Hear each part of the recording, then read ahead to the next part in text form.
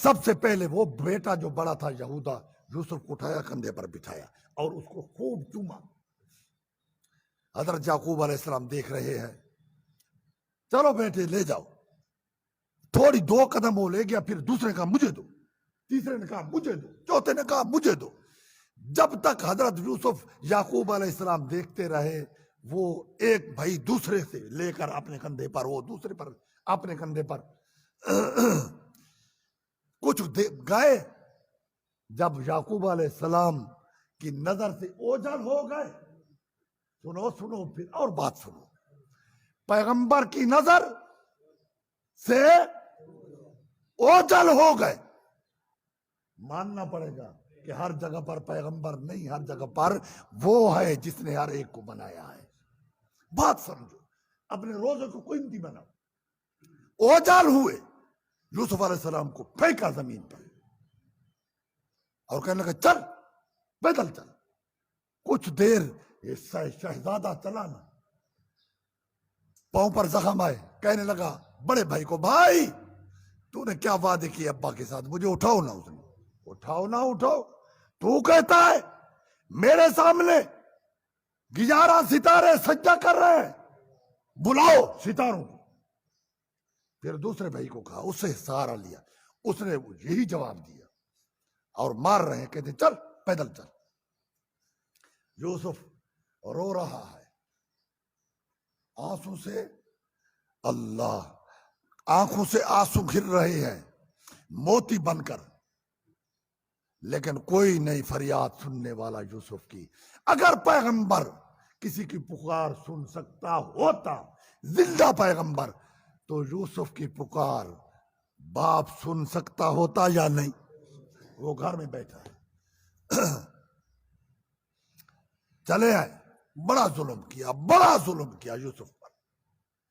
کہتے ہیں پہنچ گئے کنویں پر،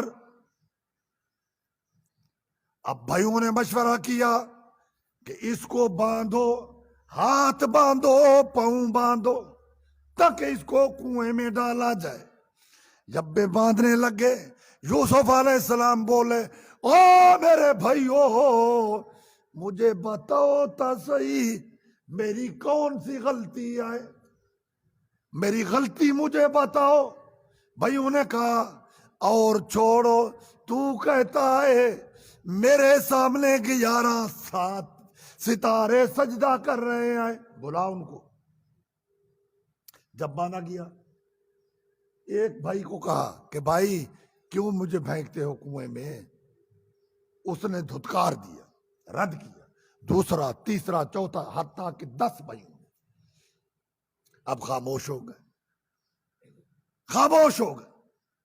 ادھر رسی باندھی، کنویں میں لٹکانا چاہا کہ ادھر سے نہیں پھینکتے، کنویں کی نصف تک رسی کے ساتھ لے جائیں گے، پھر چھوڑ دیں گے، پھر کیا کریں گے؟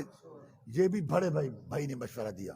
باقی کہتے کہ نہیں، اوپر سے ایسے پھینکے۔ اس نے کہا نہیں، یہ ظلم نہ کرو۔ اب جب پھینکنے لگے، ڈالنے لگے کنویں میں، رسی باندھی ہوئی، حضرت نے کنویں کے جو کنارے تھے ان کو پکڑا ایسا۔ امام ابن کثیر لکھتے ہیں کنویں کے کناروں کو پکڑا، بھائیوں نے اتنے سخت دل بھائی ہوئے کہ اس انگلیوں پر اینٹیں مارنی شروع کی۔ حضرت کی انگلی کام چھوڑ گئی، نیچے گرے۔ جب نصف کنویں تک گئے تو انہوں نے رسی کو چھوڑ دیا۔ انہوں نے رسی کو چھوڑا، ادھر اللہ نے فرمایا، کنویں میں ایک پتھر تھا، اللہ نے اس کو کہا تھوڑا اوپر آ جا، کنویں کے پانی میں میرا پیغمبر نہ گرے۔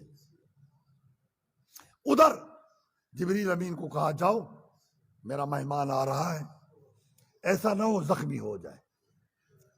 جبریل امین پہنچے، کہا اس وقت جب انہوں نے رسی کو چھوڑی، دیر اتنی گزری، رسی چھوڑی، حضرت نیچے آئے، آدھا تو سفر پہلے طے ہو چکا تھا۔ پہلے جبریل امین رحمت کے پر نیچے بچھائے ہوئے بیٹھا ہوا ہے۔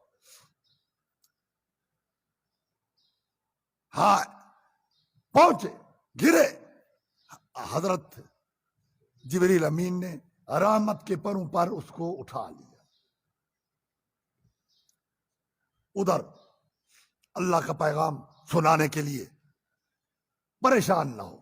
وَأَوْحَيْنَا إِلَيْهِ، اللہ فرماتے ہیں ہم نے وحی کی یوسف کی طرف، ہے تو بچہ.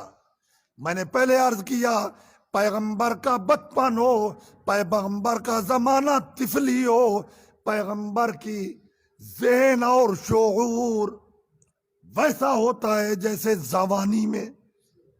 اللہ نے فرمایا وَأَوْحَيْنَا إِلَيْهِ، ہم نے وحی کی اس کی طرف.